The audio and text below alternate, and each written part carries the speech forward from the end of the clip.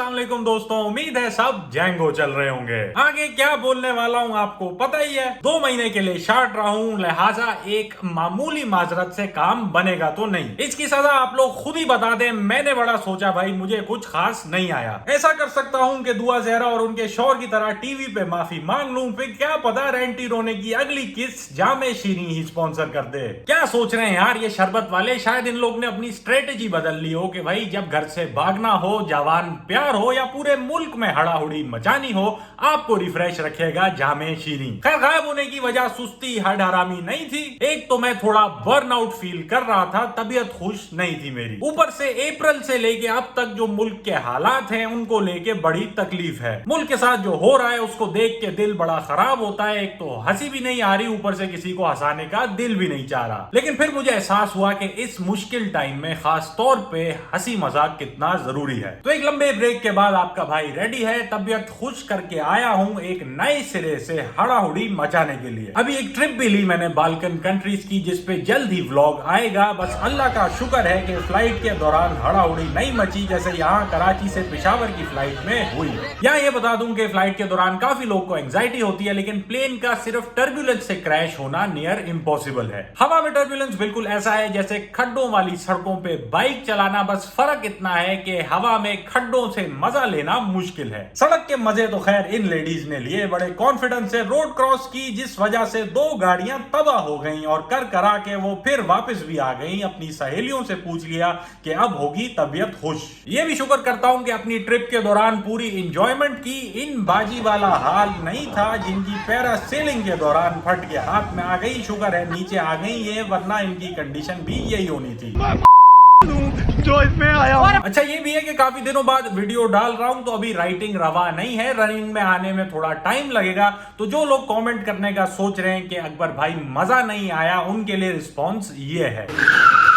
मजा नहीं आया। तो आगे कर ले, मजा नहीं आया। तो चले जी बातें शुरू करते हैं। रिवायती अंदाज में क्रिकेट से आएंगे। पाकिस्तान ने वेस्ट इंडीज को 3 रेल शिकस्त दी। वेस्ट इंडीज वालों से पूछ लिया कि हाँ भाई अब होगी तबीयत खुश। बाबर आजम ने 9 कंसेक्यूटिव 50 प्लस स्कोर्स करके मियादाद का रिकॉर्ड तोड़ दिया। इमाम उल हक ने भी पर्ची के इल्जामात को खामोश करवा दिया। 7th consecutive 50 plus score in ODIs करके ओडीआई रैंकिंग में नंबर 2 पे आ गए। अपने हेटर्स को कह दिया कि अब होगी तबीयत खुश। और पाकिस्तानी टीम काफी सालों के बाद रैंकिंग में नंबर 4 पे आ गई। खुशदिल, नवाज और शादाब ने भी बड़ी अच्छी परफॉर्मेंसेस दी, लेकिन अभी भी हमारा मिडिल ऑर्डर थोड़ा हल्का है। एक माशूक शादाब ग्राउंड में घुस गए, गेम इंटरप्ट कर दिया। शादाब को सलूट, फिर झप्पी मार के शदीद खुश होते हुए गए। इनको क्या ही पता था इनके लिए FIR इंतजार कर रही है। ये हरकत बाहर के मुल्कों में ज्यादा कॉमन रही है। इस जेंट्री को स्ट्रीकर कहते हैं। ये लोग अमूमन अलिफ नंगे होके ग्राउंड में दौड़ देते हैं। लेकिन शुक्र है इन भाई ने उरियानियत का सहारा नहीं लिया, महफिल आलूदा नहीं की। बस बेचारे हसन अली रह गए हैं जिनसे नहीं हो पा रहा। हुसैन समझते हैं कि इनके कब्जे में बाबर आजम की बोल्ड पिक्स होंगी, वरना इनको बार बार खिलाने की और कोई वजह नहीं हो सकती। खैर, मेरा भी अभी तक सपोर्ट हसन अली के साथ है। अभी वो काउंटी में परफॉर्मेंस दे के आए हैं और जब तक इनसे विकेटें नहीं बचती एटलीस्ट वो मोटे पेट तो बजा ही सकते हैं। बजाया तो लेकिन नाइमा बेग में है। गाना बजाने के बजाय गाने की बजाई है। अपनी चीप थ्रिल्स के लिए सिया का चीप थ्रिल्स गा दिया। अरे क्या जरूरत थी ये बल्ली लेने की? अच्छी खासी सालाना PSL की दिहाड़ी तो पक्की ही होती है आपकी। और अगर इंग्लिश में गाना ही था तो मुबश्शिर लुकमान के बगैर क्यों गाया? लेकिन आयमा बेग अकेली सेलिब्रिटी नहीं थी जिन्होंने भंड मारा। नामवर शख्सियात का एक पूरा टोला पाकिस्तान में क्वीन एलिजाबेथ की बर्थडे की सेलिब्रेशन पे पहुंचा हुआ था। अजीब सी बात है यार, ये गोरे आए हमारे इलाके में, हमारी बैंड बजा के चले गए और हम लोग आज तक लगे हुए हैं कि हाँ भाई चची एलिजाबेथ अब होगी तबीयत खुश। इधर ये बोल रहे हैं कि लंदन नहीं जाऊंगा, यहाँ ये लोग बर्थडे पे पहुंचे हुए हैं। हुमायूं भाई ये भी बोल गए कि लड़कियों को थोर पसंद है, लेकिन पाकिस्तानी औरत को सिर्फ फाद मुस्तफा और हुमायूं सईद पसंद है। पसंद ही होंगे ना भाई, आप लोग एनी टाइम लेडीज की लैट्रीन में घुस जाते हो सफाई करने। फिर नूर जफर खान ने अपनी स्टोरी पे कोक प्रमोट करने की पूरी कोशिश की, सिर्फ कैन को खोलना रह गया। अब पता नहीं इन्होंने शायद इसलिए नहीं पी कि डाइट इजाजत नहीं देती, या फिर नूर कैन खोले बगैर कोक खींचने की सलाहियत रखती हैं। लेकिन एटलीस्ट ये मशरूबात की प्रमोशन जवान प्यार वाली से तो बेहतर ही थी। प्यार में लेकिन क्या कुछ कर देता है इंसान। इंडिया में दो आशिक जो कि समंदर में कूद के जान देने वाले थे, वहां पे जेंट्स ने लेडीज को कुदवा दिया, खुद रह गए। लेडीज स्विमर निकली, वापस आके बंदे पे FIR कटवा दी। इन्होंने ऐसा क्यों किया? हो सकता है कि माशूका ने नए i14 की ख्वाहिश की हो जिसकी एक्सपेक्टेड कीमत 460 है। ये गैर मामूली बात नहीं है, लेकिन अक्सर रिश्तों की बुनियाद नया आईफोन होती है। तो इधर मैं ये बताता चलूं कि rich men's never be old in beautiful girls eyes, और साथ ही साथ के दज्जाल का साथ देने वाली औरतों की निशानी क्या है ये भी देख लें। खैर, अब धोखेबाज आदमी को जेल काटनी पड़ेगी। अगर ये हरकत नेटी जेटी के पुल पे की होती तो इतना मसला ना होता, क्योंकि सिंध के जेलों का बजट बढ़ गया है, कैदियों को बकरे का गोश्त और मछली मिलेगी। इसीलिए शायद आजकल चोरी डकैती बढ़ी हुई है। लोग ऐसे भी स्कैम चूने में लगे हुए हैं जिसमें वो आसानी से पकड़े जा रहे हैं। सबको जेल की मछली चाहिए भाई। जेल की कंडीशन